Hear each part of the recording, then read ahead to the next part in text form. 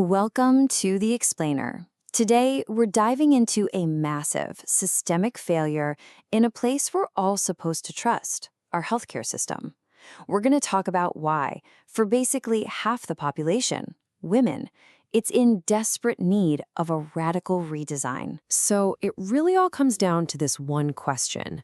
Why does a system that's designed to heal so often fail so many of us?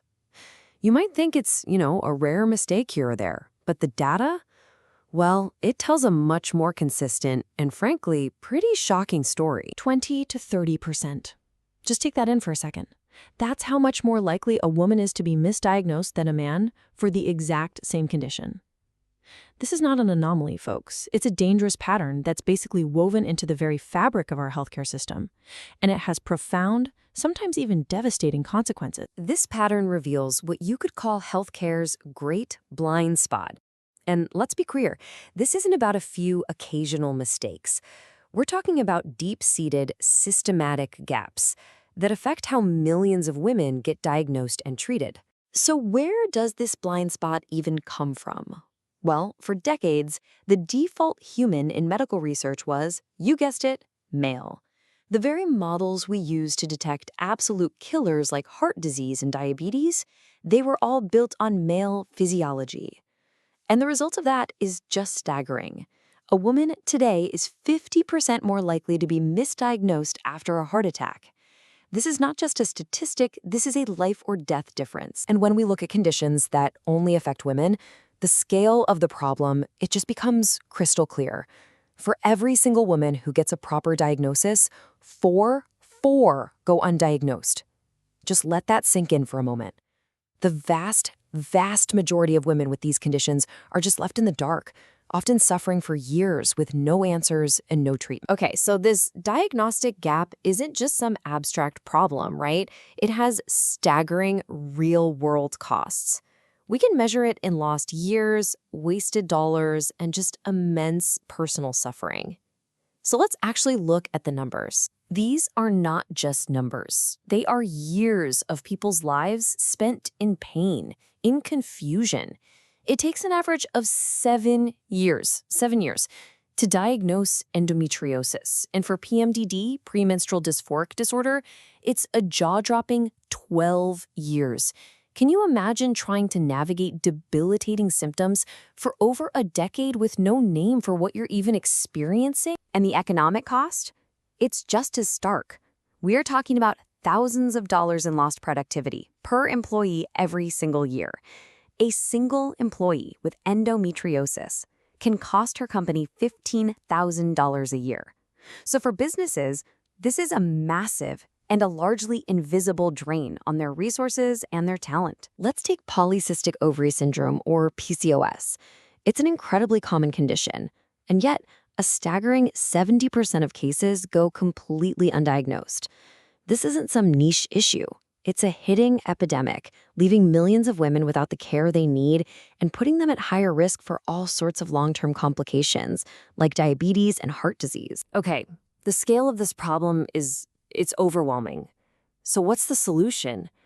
Well, it might require a completely new model for care, one that just flips the script and finally designs the system for women from the very beginning. So this new model is built on an idea called personalized health navigation.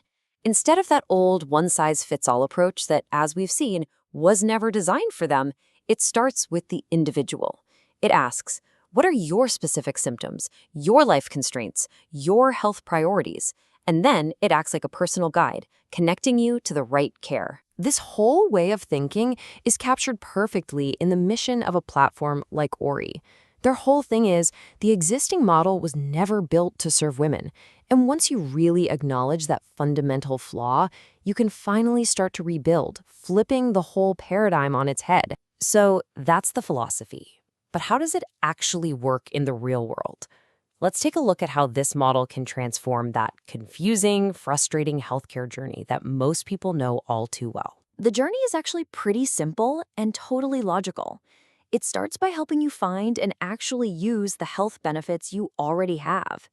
Then, it helps you connect your symptoms to potential causes. From there, it guides you to personalized solutions. And this last step, this one's key. It proactively screens for those common but underdiagnosed issues, the very ones we saw earlier that so often get missed. I mean, look at the contrast. On one side, you have the chaos most of us know. A bunch of fragmented solutions, confusing emails, and basically being forced to act as your own medical detective. And on the other, you have a centralized, intuitive platform that gives you proactive guidance. It's really the difference between being lost in a maze and having a GPS for your health. So what's under the hood here? This isn't just guesswork. The platform's intelligence is powered by gold standard clinical guidelines, your company-specific health benefits, and carefully vetted solutions. But maybe the most important part is that it's always learning, always improving, using aggregated, totally anonymized feedback from its users to get smarter and more accurate over time. And this is where things get really, really powerful. See, this isn't just about improving care for one person at a time. It's about how that individual care can be used to generate system-wide intelligence and close that knowledge gap for everyone. By gathering all this anonymized data on what employees are searching for, where they're hitting dead ends, what outcomes they're having, employers get a real data-driven dashboard of their workforce's health. For the very first time, they can actually see the problems that were pretty much invisible before. And the results for employers, they're transformative. They can pinpoint exactly where their health plans are failing and actually fix them.